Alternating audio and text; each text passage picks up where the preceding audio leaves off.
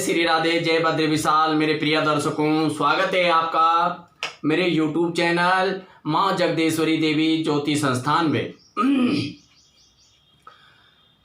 मैं आज आपको 10 जुलाई 2020 शुक्रवार के दिन नाग पंचमी के बारे में बताऊंगा। जो हमारे नाग पंचमी आने वाले हैं, आज का विशेष अंक सभी राशि वालों के लिए है, क्योंकि आज के भाग दौड़ के जीवन में सभी तरक्की चाहते हैं, सभी जीवन में उन्नति चाहते हैं, कारोबार में उन्नति चाहते हैं, शिक्षा में उन्नति चाहते हैं। पदवी पर बैठे हुए सभी लोग अपने अपने कारोबार में, उद्योग में और कुटीर उद्योगों में सभी में विकास चाहते हैं। राजनीति की दौड़ में लोग अच्छे से ऊंची मंजिल पाना चाहते हैं, ऊंची कुर्सी पाना चाहते हैं। अवसरवादी में अच्छे अफसर बनना चाहते हैं। बशर्तनामा है कि कई लोग अपने जीवन में बहुत रात दिन मेहनत करते हैं, पर मंजिल नहीं मिलती, वहीं के वहीं रह जाते हैं। आर्थिक रूप से भी तंगी आती है, शारीरिक रूप से भी परेशान रहते हैं, सफलताएं नहीं मिलती हैं। कई प्रकार से भरपूर मेहनत करता है फैक्ट्री का मालिक, फैक्ट्री में नौकर नहीं रुकते हैं, फैक्ट्री में कारोबार उठता नहीं है, कारोबार धीरे धीरे कर्ज की ओर चला जाता है और एक बार फैक्ट्री दिवालिया हो जाती है। ऐसे ही कुछ उद्योग जगत का है, ऐसे ही कुछ अपने अपने जीवन पे छोटे मोटे कारोबारियों को भी निराशा हाथ लग जाती है। बशर्ते है कि हमारी जीवन में काल सर्पयोग जो होते हैं, कुंडली के अंदर राहु और केतु के बीच में संपूर्ण ग्रह आ जाने से कुंडली में काल सर्पयोग बनते हैं। नाग पंचमी का विशेष श्रावण मास चल रहा है। श्रावण मास में आप काल सर्पयोग का निवारण कैसे करें, ये जानिए। पहले दूसरा नाग पंचमी का जो विशेष अंक है, उस पर आपको क्या करना है। आने वाली 10 तारीख को 2020 में ये करना ना भूलें।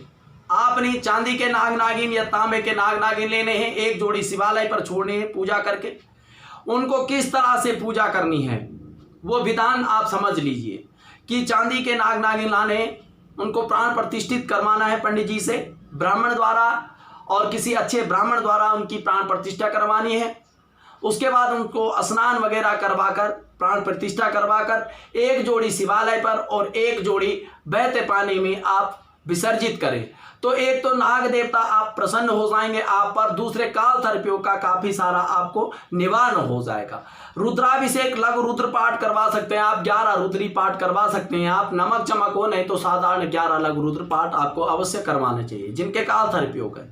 नहीं तो काल सर्पयोगों की शांति अवश्य करनी चाहिए जीवन में, नहीं तो ये आपके जीवन में कहीं ना कहीं उठक पटक करते हैं। लगातार निरंतर आपको 99% पर ले जाकर फिर वापस ला जाते हैं, एक ही पर छोड़ देते हैं, फिर दोबारा उठने की कोशिश करते हैं, फिर 99% पर जाते हैं, फिर वापस हो जाते हैं। क्योंकि 100 का ग्राफ आपका पूरा नहीं, अगर 100 का ग्राफ आपका पूरा हो जाए तो आप अच्छे इंसान बन सकते हैं। तो लगातार हार हो जाती है आपकी हर चीज में। एक अंक से आप विद्यार्थी रह जाते हैं, अगर विद्यार्थी हैं तो एक अंक से आपके बच्चे के रिश्ते आते हैं, रिश्ते नहीं बनते हैं। जहां कुंडली मिलती है वहां पसंद नहीं हो पाती, जहां पसंद हो पाती वहां कुंडलियां नहीं मिल पाती हैं।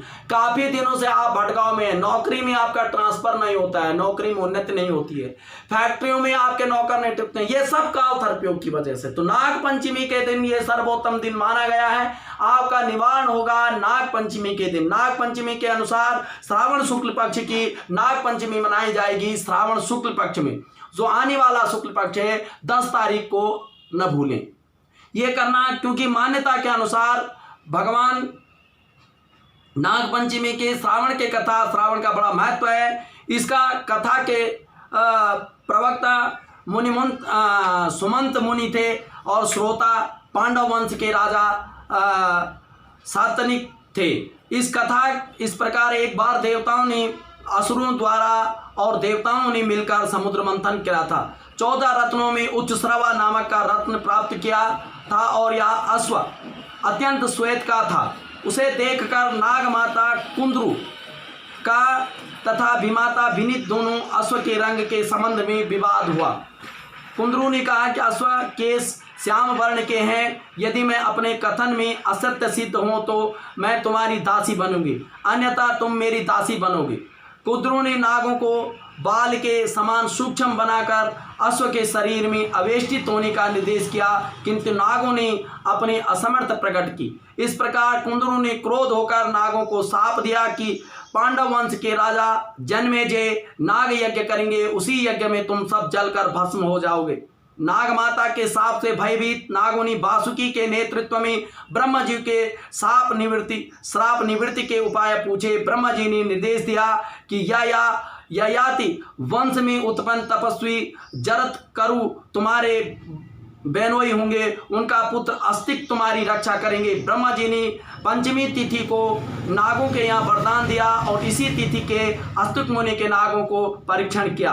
अतः नाग पंचमी ऐतिहासिक और सांस्कृतिक दृष्टि से महत्वपूर्ण है। हमारे ग्रंथ श्रावण शुक्ल पक्ष की पंचमी की नाग पूजा का विधान है। व्रत तथा एक बार भोजन करने का नियम है। पृथ्वी में नागों का चित्रकन किया जाता है। स्वर्ण रजित काष्ठा या मृतक से नाग बनाए जाते हैं।